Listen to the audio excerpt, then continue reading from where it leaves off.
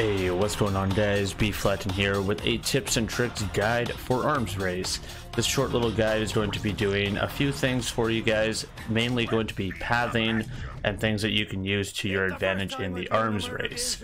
Now, starter gear and map placement for the murdercane are two very important things. Here I got a COV pistol and a TDR SMG.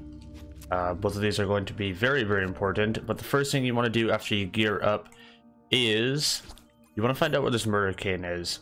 Now, depending on where your murdercane is depending on how your pathing goes. Stag's Den, it depends on your starter gear. You definitely want to hit Stag's Den either last if you have good gear or first if you have bad gear. Now, with a murdercane like this, I would actually suggest hitting up the plasma coil and dark arms chest first, dark army chest first, because this is going to be right above the chest there, and these are two of the best. Plasma coil and the dark army are two of the better guns in the arms race that you can get exclusively in here.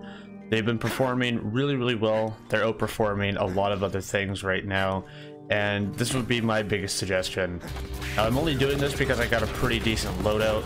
Otherwise, I would probably be going to Stag's Den if I didn't get a decent loadout. Another thing I would suggest, it was actually something that I'm not doing very efficiently right now, fighting enemies on the way, like I was just doing there, is just going to slow you down, and this is going to be effectively taking you away from your loot, which you will either use against the boss or loot that you're going to be ending up getting so that you can extract later on. These are very crucial points to have on your side because you only have a certain amount of time to your advantage, and any wasted time is time that's going to be against you in the murdercane, in which you can't get any loot out of this. The only time I would ever consider fighting enemies is during segments like this, where you have to fight enemies to open up the door, and during segments where you have to fight to open up loot chests. These two are mandatory so that you can get looting gear. Otherwise, it is not mandatory at all, and it's just going to slow you down.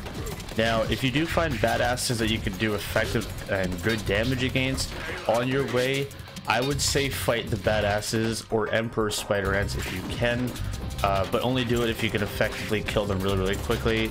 Like, say if you have a Merv TDR, for example, or like a really good Doll assault rifle, even a pistol COV are really good. Doll's pistols are also pretty fantastic. All of these do a lot of damage. Now, these enemies here, once the door opens, you actually don't have to fight these guys. However, you're going to be seeing them on the way through the door and on the way outside of the door when you're leaving. So fighting them might be in your best interest, but at the same time, it's not mandatory, so you don't actually have to fight them if you don't want to. Using TDRs against badass psychos like these guys can actually knock them down like I did just there, and will it'll be effective for you if you do so, because if these things hit you and charge at you, you're going to be taking a lot of damage, and ultimately you can get overwhelmed pretty easily. Now, rushing areas like quickly to try to save time can actually ultimately get you surrounded pretty easily and be the center of attention from all mobs and targets. So placement at where you at is actually quite key. There, my placement was not the greatest because there was two badasses there, and there was also an assault trooper who was just hiding behind there, and I kind of ran out in the open. Trying to peg them off from afar or with as little targeting as possible is actually quite key. Here in this chest, I actually got myself a... oh wow, I got a ×2 Devastator and an Ice Spiker Cosmic Crater, so this is actually going to be really good damage for me. I'm going to take off my COV pistol, and this Devastator is probably going to carry the rest of this arms race. So now let's see where I'm going to go to next.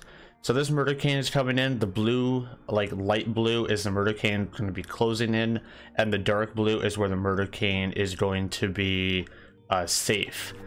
So we have our timer on our side, so we have 1 minute and 30 seconds approximately to get to our next area.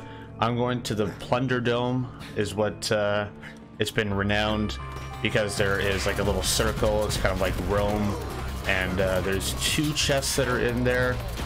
These chests are going to be the homes of the Madcap and the Gas Mask.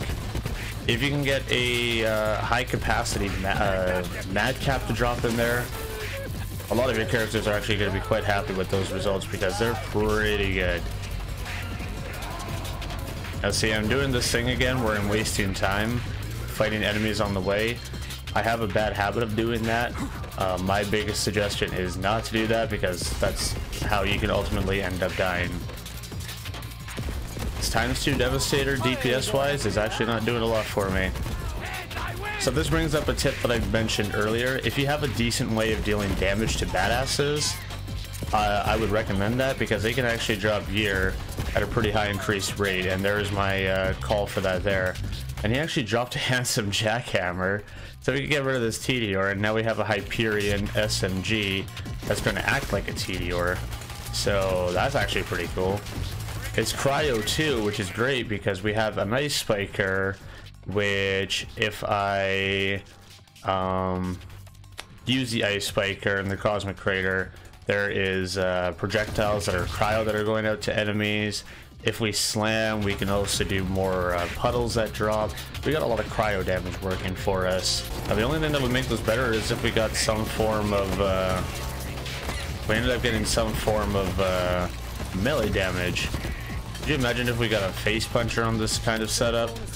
We would be doing 300% bonus damage to frozen targets and things like that, and that is incredible damage.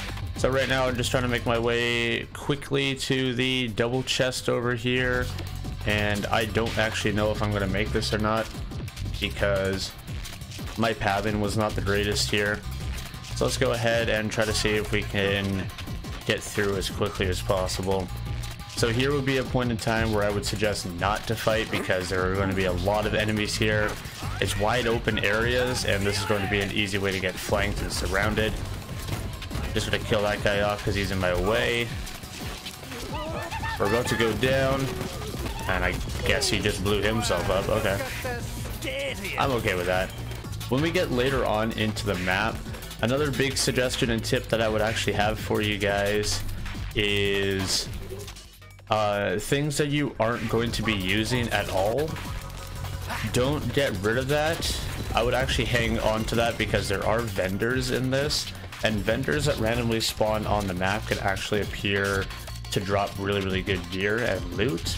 And not only that, but they can also give you gear for your character to take up the final boss. They can drop exclusive gear in there. These vendors are actually quite important to arms race and how it can actually ultimately effectively do a lot for you in the end game. There's been countless times where vendors have actually saved me from making or breaking runs so that I can actually extract the gear safely, because if you die, you lose everything. There's been many instances where I found legendary grenades in the end vendor just before hardcore, and that ended up causing a win for me. If I didn't have that legendary grenade, I believe it was a Red Queen actually, I wouldn't have won. This Devastator pistol is doing absolute work. These muscle kind of enemies, they have their shield up constantly. Shooting them in the legs, tons of damage. There'll be occasional times where they'll throw their shield as well. In this case, this is when they're going to be the most vulnerable, like that. Wide open, nice and easy. Now, I believe if my pathing is correct, without even thinking, after this, I could probably safely do Stag's Den, which is going to be another 2 red chests. And this is going to be the spot where the Hotfoot Teddy and the Critical Thug are sourced. If you didn't end up seeing the map video that I posted previously, the map video that I posted will show all the locations for all the new items that are sourced. This image is also in several other places, like my Discord, for example, if you just need the standstill image. Here we're about to see if we're going to get a gas mask or a madcap after we kill off these pyrotech heavies. I might actually need a handsome jackhammer here. That's probably going to help me more. Yeah, nice and frozen, and he's gone. So here's a nice easy 2 chests. You can pick this up for gear, or if you need anything along the way. Vladoff or assault rifles are actually pretty good. That's a better shield. We can take that. Looting over things very quickly is going to be more effective for you. The faster that you can look over something and either decide if you want to take it or leave it, the better. That's a worse shield. That's a worse shield. Okay, we don't need anything there. So if my pathing's correct, we can move on to the next area. And it looks as if we can do Skag's Den. Skag's Den is actually safe. Now at this point in the map, you can also check to see if airdrops are going to be on your side and helping you. So I would also look into those as well. Airdrops are going to be things that could either make or break runs. They can get guarded pretty heavily, and sometimes the gear is good, sometimes the gear is absolute trash. I've definitely had a lot of red chests that have helped me, and I've also ran into a lot of things that have not really been that good, even deaths. Honestly, right now I'm pretty comfortable to take out the final boss with this kind of gear and this loot. But Skag's Den, since I have the option to, I could definitely just run Skag's Den and be completely and utterly safe. I have another 2 minutes of time to go until the next murdercane closes in, and Skag's Den is already safe. Ultimately, you're looking for efficiency. You're looking to see how many chests that you can hit up on the way to doing a complete and full run. There are times where you can definitely just use your starting gear, like a Merv Tedior or like a really good grenade. Fight a couple Skags, get a really good shock grenade, and kill the boss right away.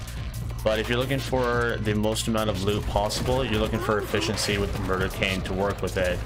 And that's what we're doing in this run. We're trying to see how we can work with the murdercane.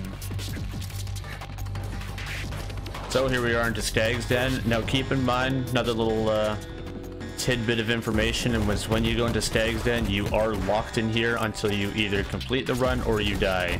So I would suggest always making sure that your murdercane is making sure that you are safe in here so that the murdercane doesn't ultimately kill you, and also knowing that you have the right amount of gear to take out spider and emperors, because that's usually what ends up happening in here is spider and emperors. However, the other final boss of this can be 2 badass Skags depending on your party size. If you are solo, you'll probably see 2. If you are in a party or a group, you'll probably see more. It's usually scaled depending on how many players you're with.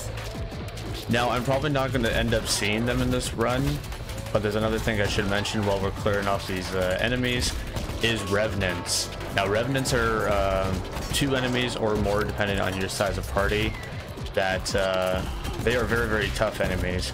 They will follow you until the ends of the earth. They will definitely do a lot of following for you, and they can actually follow you into the boss room. So the boss room is not going to be a safe zone for you.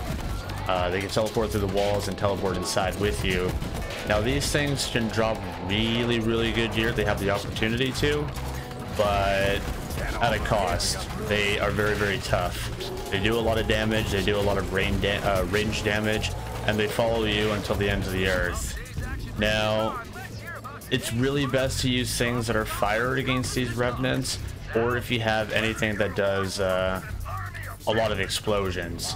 So if you have like a Tedior, if you have you know, like a good grenade to take them out, those are also really, really effective. But fire damage, I've noticed, has done the most to them if you don't have anything Tedior like. So we got 2 more chests here. Critical Thug and Hotfoot Teddy. No, we got an affinity with corrosion and consecutive hits. Okay. I guess this is just a run of all legendaries for me, because I have 3 different legendaries that are not arms race exclusives right now, which I'm not gonna lie is pretty ridiculous. So I have a extractor over here that I don't need. I also have nothing else to clear on the map, so I could have a random airdrop spawn.